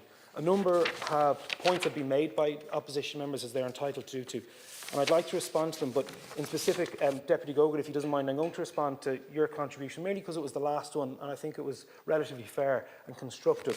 And like you, I also welcome the re-election of my friend and colleague, Senator Francis Black, to the Upper House. We sat together in that Upper House, we sat together on the Brexit Committee, we've worked together on a number of issues outside. And I absolutely stick by the actuality of what the government's position is, rather than what the claims of what the government's position is that have been made across the Chamber and indeed the media. The clear concerns that the government has outlined in relation to this legislation remain. The government has identified those and identified that very serious work needs to occur in relation to make this piece of legislation legal, enforceable and actionable. We have to be quite clear that we want to operate in an environment that upheld and is legal. That it's not just about making the point, which is well made, and I empathise and I don't disagree with the point being made, but we have to ensure that what is passed from a legislative point of view, Cian Corla, actually stands up to the rigours of European and international law, and I think that is a clear point to debate that I'd like to underline in the interest of being constructive rather than combative over what is overall a horrific issue. But in parallel, Cian Corla, I can assure the House that the Government will also continue to press for action at EU level in light of the advisory opinion. And for all these reasons, the Government does not support the motion tabled by Sinn Féin and instead commends the Government's counter motion to the House. In closing, Cian Corla, I want to express my heartfelt hope that all phases of the ceasefire and hostage release deal will be fully and successfully implemented for the sake of ordinary Israeli and Palestinian people alike, those who we hold closest in our minds through all these discussions. It is vital, however, Cian Corla, that compliance with international law lies at the heart of all our responses. It is also my very firm hope that the voice of the international community will be heard in its clear support for the two-state solution. And I can assure this House, Cian Corla, that Ireland will remain firm and vocal on these issues. Minister, and we move now to Sinn Féin to begin with Deputy Sean O'Reilly. 3 minutes, Deputy. I rise today with deep gratitude, and I want to begin by saying Chid Míle Fáilte, or buíochas to my dad Declan, mo fáistí Siog, Déaglan Féil agus Luan, my brother Kieran, all of those in South Kildare who voted for me, mo Cháirde, my Palestinian comrades and my Republican family, the Grey Abbey Martyrs coming in Kildare, for their unwavering support in bringing me here. It is because of your belief, hard work, agus bhur winning unum that I stand in this chamber today. I stand proudly before you as a Sinn Féin TD for South Kildare, determined to be a strong voice for my community. If these were normal times, in my maiden speech, I would be speaking to you about how I will fight tirelessly for infrastructure we urgently need in South Kildare, for better transport links, as a múinteoir, for school places, and for the right of every child, especially those in special schools, to receive the education and support they deserve, be it as Gaeilge or as Béarla. And of course I will. But these are not normal times. We are currently in the midst of a genocide perpetrated by Israel that has slaughtered tens of thousands of Palestinians and counting. O mi for fihetri, Tom Heishave Exhasav, Shachtin and Shachtana, Lena Slucha, Rina and Kina Yihu, a ta o Yenov Ermuincher na Palestina. Chasme eg fort na Shonana, eg Elev, go gorfi dere le húsáid Neurach ar nerspás chun armlón a umper a varian na mílte Palestina. Agus Shasa manish os vorgór sa dál eg iri urv an bille seo a rachtáil. Gial an rialtanas déirnach, Shasav leis an Palestine. Gial an rialtanas déirnach an bille umchríocha gafa a ri. Ach tugu an galtanas sin nar a bhíshiv sa tóir voti. And now, when it matters most, you have turned your backs, choosing cowardice over courage, complicity over conscience. Ní éid fumid tír neodrach a glécharing agus muid ag éascú an coga seo. Tá star bhródú lagun mar tír a bhíon ag seasamh le daoine atá faoi cos. Deach an down uring thrá mar cóhra dlú fartíochta. Cad a dhearfing an star fuan a nish. Ní písa rochtíochta bháin atá san OTB. Is tástáil é ar moráltacht, ar bhláthis agus ar néanacht. Impiam an rialtas seo. Bíigi misnach. Bíigi croga. Clíigi le bhór nealúnt. Seasagi le muintir na Palestina. Tá cóáibrú forlachannig tastal chun an ceist seo a réiteach. Is rud níos mó ná an bolatíocht é. Is ceist déanaachta í seo. Mar sin is fuan go léir í. Tá sé ná bart a dhéanamh de Deputy Paul Donoghue, 3 minutes, Deputy. Carla. I'd like to thank the hundreds and thousands of Irish people who have marched through the streets of the 32 counties of Ireland in support of the Palestinian people. This occupied territories legislation would ban all trade, including services with Israeli illegal settlements in the occupied Palestinian territories and in East Jerusalem. It would send a clear message to the apartheid and genocidal regime that there are real consequences for the murderous slaughter of tens of thousands of men, women and children. The ethnic cleansing of Palestinians from their lands and their homes, and the stealing of their homes and land on a daily basis. And we're not just talking about the stealing of land in 1947, we're talking about land being stolen as we stand here today. Land that is being robbed every single day by the Zionists, supported by the Israeli government and the Israeli army. And this, like your housing targets, you've also lied to the people about your intention to progress this bill. Let's call this government election promises for what it is, a lie. The government sadly could have progressed the Occupied Territories Bill in the last 7 years. The last 7 years. So now you suddenly decide that we now have to look at it again and we have to reword it. And I call it out what it is. Well, untruth, mistruth, whatever way we want to word it. I think we know exactly what we're talking about here. The comments overnight by the American president has shocked the entire world. A horror of a world leader openly talking about ethnically cleansing a whole population for his developer friends in the US and Israel should be a line in the sand for the other world leaders, and including this government. The EU acted decisively when Ukraine was attacked and occupied by Putin and Russia. It's now time to use those same arguments and logic to act against the Israeli apartheid regime. And we have a flag from the very day that Ukraine was occupied in this parliament. Where's the Palestinian flag? Where is the support for the Palestinian people shown clearly in this parliament? Most of the world stood by and watched the genocide take place in Gaza. And even today, the world stands by as the brutal Israeli military machine attacks the West Bank. And I watched on a video last night, dozens of bombs went off simultaneously in the Jenin camp, which is as equally heavily built up as Gaza is. I don't know how many people were killed in those attacks last night, and we probably never will know. And we'll never know the amount of people who have been killed in Gaza, because many of them are still buried beneath that rubble. And how bizarre is that a state can turn a blind eye and do trade with a state that's under international criminal courts for genocide, the same time that we have also joined in that. Thank you. Minister, between yourself and Minister Harris, we heard lots of fine words from the government benches. A lot of talk about the things that have been done. And in truth, I won't gainsay that some of what the government has done has been important, I would say. Some of it came about because of opposition pressure and public pressure, but no doubt that there was motivation from people in government to do the right thing as well. I would say, though, a lot of what we've heard tonight is dancing around the issue. This motion relates to the Occupied Territories Bill, and it hasn't fundamentally addressed what is happening here. And you can't expect us or the Irish public to believe that black is white.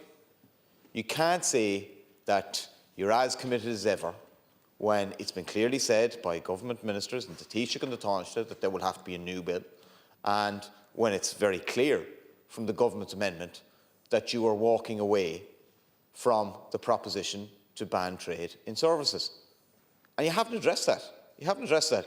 Like, I mean, I've heard yourself and the Taoiseach speak about technical issues and legal issues and trying to create some kind of distinction, right? I have no problem, nor does Francis Black or anyone else, in navigating issues. Of course it has to be legally sound. That isn't the objection. The objection here is that, and you have not addressed it, a euro, a dollar, a pound, whatever, that is gained in trade in services is the exact same as a euro or a dollar or a pound in goods.